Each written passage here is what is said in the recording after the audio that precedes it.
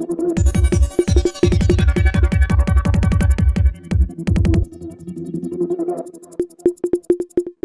पाहतात स्टार लक्ष मराठी न्यूज. वेद नवे युगाचा, कुठेही कधीही केव्हाही.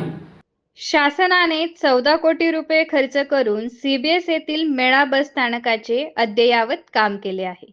महाराष्ट्र राज्यातले पहिले वातानुकूलित बस स्थानक म्हणून नाव असलेल्या या स्थानकाची दुर्दशा झाली असून केवळ प्रशासकीय लक्ष न दिल्याने या स्थानकाची दुर्दशा झाली आहे.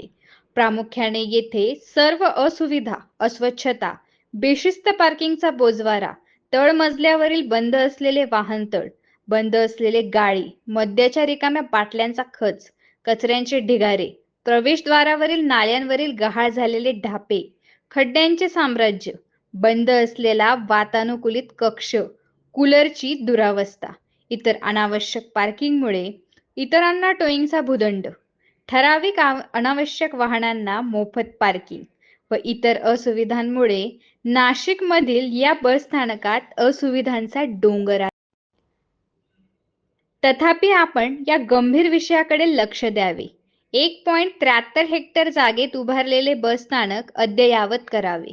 एका 6033 चौरस मीटर इमारतीची दुर्दशा दूर करावी. 20 फलाटांना अद्ययावत करावे.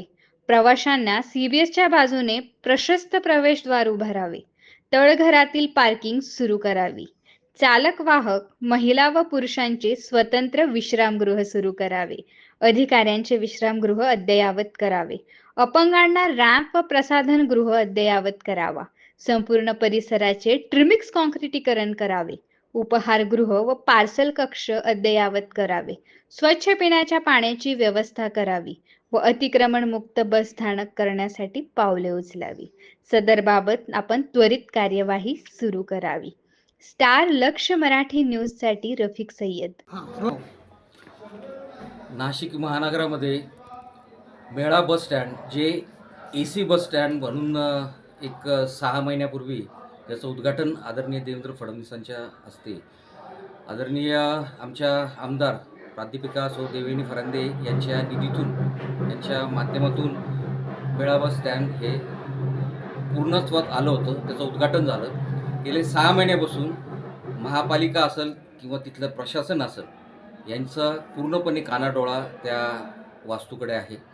तिथे बाहेरून कुठून तरी येणाऱ्या वाहनं, आजूबाजूला असलेले ऑफिसेस त्यांचे वाहनं असे तिथं अवैध असे पार्किंग तिथे गाड्या लागल्या जातात.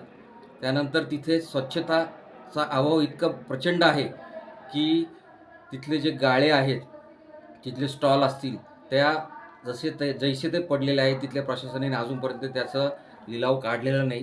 त्यामुळे तिथे रात्रीचा जुगार आणि दारूचा अड्डा झाला आहे. याकडे पोलीस प्रशासन असेल, संबंधित महापालिका प्रशासन असेल आणि जे काही ज्याकडं त्या बस स्थानक बनवलं त्या प्रशासनाने याच्याकडं कानाडोळा केला आहे. जर लवकरात लवकर यावर जर काही उपाययोजना झाली नाही तर भारतीय जनता पार्टीच्या माध्यमातून तिथं मोठं आंदोलन उभं करण्यात येईल.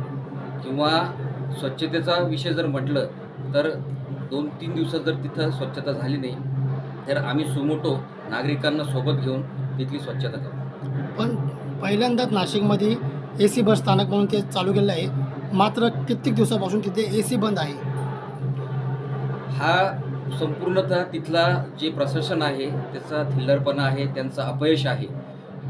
लवकरच आम्ही त्या माध्यमातून आता सध्या आमदार आमचे शपथविधीच्या करता मुंबईत आहे. परवा आल्यानंतर आम्ही तिथे व्हिजिट करणार आहोत आणि तिथल्या ज्या काही समस्या आहेत त्या त्वरित सोडवण्याकरता प्रशासनाला जागा करणार आहोत.